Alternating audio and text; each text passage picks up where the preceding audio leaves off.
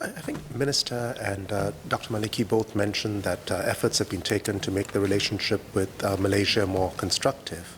But just yesterday, there were remarks by Dr. Mahathir at a meeting with Johor state government officials saying that he is, in fact, encouraging the people of Johor to protest against the current water deal, to say it's unfair and Singapore is a rich country and should be more generous. Does the Minister have any comments on this?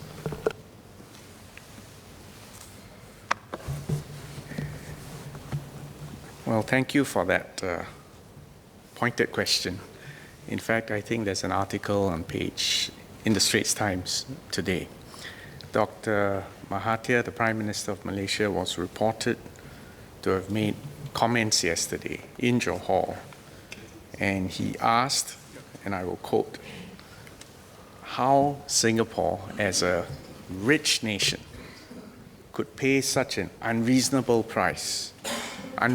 rate for raw water sold by Malaysia under the 1962 water agreement, when Malaysia was, in his own words, a poorer country by GDP per capita. He said this was, quote, morally wrong, unquote.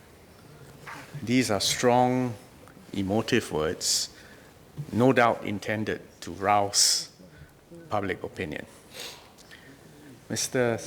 Chairman, I'm supposed to be diplomatic, but I think members of this House also know that I call a spade a spade. This is a red herring. The 1962 water agreement is not about who is richer or poorer. It is about the fundamental principle of respecting the sanctity of agreements. And Singapore's position on the 1962 agreement has been clear and consistent. The 62 water agreement was guaranteed. No, in fact, first I should say that in 1962, when this agreement was signed, Malaysia was an independent country. They had their own leadership, they had their own legal advice, and they entered into this agreement in 1962. In 1965, when Singapore was ejected from the Federation of Malaysia, we took the precaution of ensuring that the 1962 water agreement was guaranteed by the governments of both Malaysia and Singapore. It forms, in effect, part of our 1965 separation agreement. Any breach of the 62 water agreement would call into question the separation agreement. And this separation agreement is the basis for our existence as an independent sovereign state. Therefore, Malaysia and Singapore must fully honor the terms of the 62 water agreement, including the price of water that's stipulated in it. And our long-standing position has been that neither Malaysia nor Singapore can unilaterally change the terms of this agreement between our two countries. As I told the House, I think it was in July last year, Malaysia lost the right to review the price of water under the 1962 water agreement. In fact, Malaysia herself has previously acknowledged that they chose not to seek a review in 1987 because they benefited from the pricing arrangement under the 1962 water agreement. Dr. Mahathir, whom I would remind the House, was the Prime Minister at that point in time. In fact, he was Prime Minister from 1981 to 2003. Dr. Mahathir himself explained in 2002 that Malaysia did not ask for a review in 1987, as Malaysia knew that any revision would also affect the price of treated water that's sold by Singapore to Malaysia. Today, Singapore continues to sell treated water to Malaysia in excess of our obligation. Our obligation under the 1962 water agreement is to sell 5 million gallons per day. But actually, today, as we speak, we are selling around 16 million gallons per day. And we are selling it at a fraction of the cost of treating that water. In other words, for every gallon, we are subsidizing. On top of this, from time to time, PUB also receives additional requests to supply additional treated water to Johor.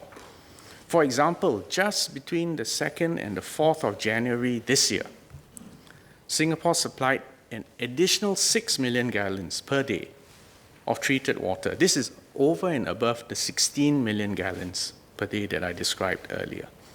And we supplied this to Johor when it needed more water because its water plants were experiencing a disruption due to pollution.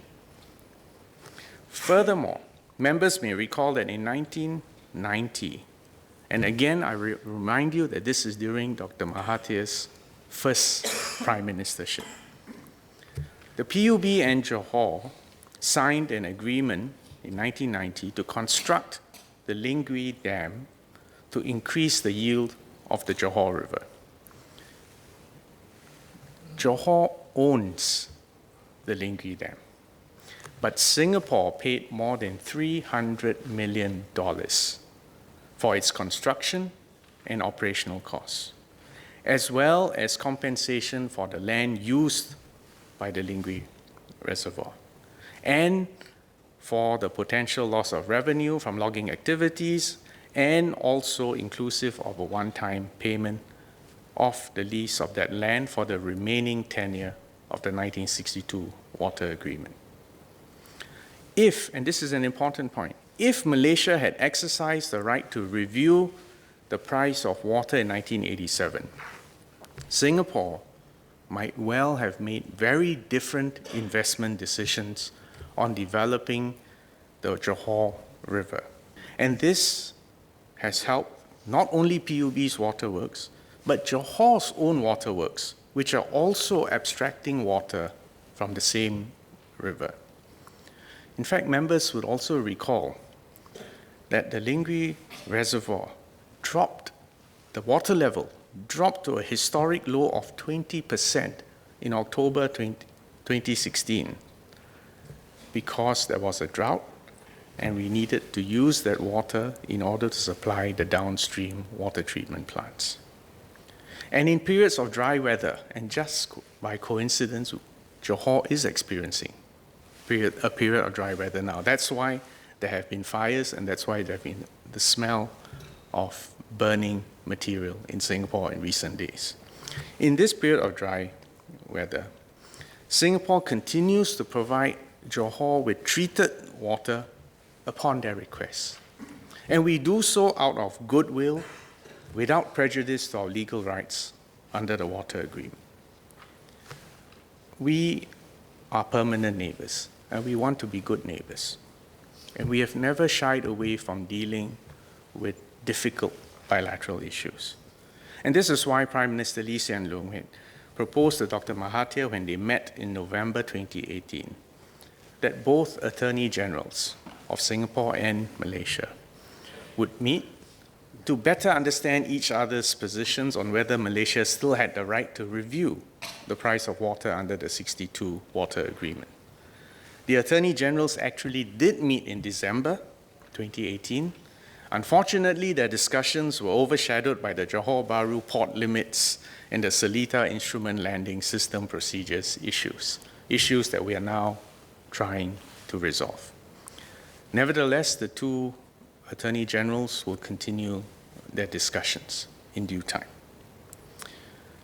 Since separation in 1965, Singapore has chosen a different and unique fundamental philosophy of governance. And quite frankly, we've taken a different path of development. Singapore has no natural resources. We're even short of water. But Singaporeans have long internalized that no one owes us a living. We have provided a framework where all our citizens strive to do our best and achieve our potential by dint of our efforts. We take a zero-tolerance policy towards corruption. Our government plans and invests for the long term, as exemplified by this budget that we're debating right now. We honor and fulfill our international agreements and commitments. As a result of that, businesses have the confidence to invest and grow in Singapore, and we make sure, as you all know in our budget, that we invest in infrastructure ahead of time. So on that note, I will let members of the House and fellow Singaporeans outside decide for yourself whether we have been fair or, to quote Dr. Mahathir, whether we have been morally wrong. I think the answer is obvious.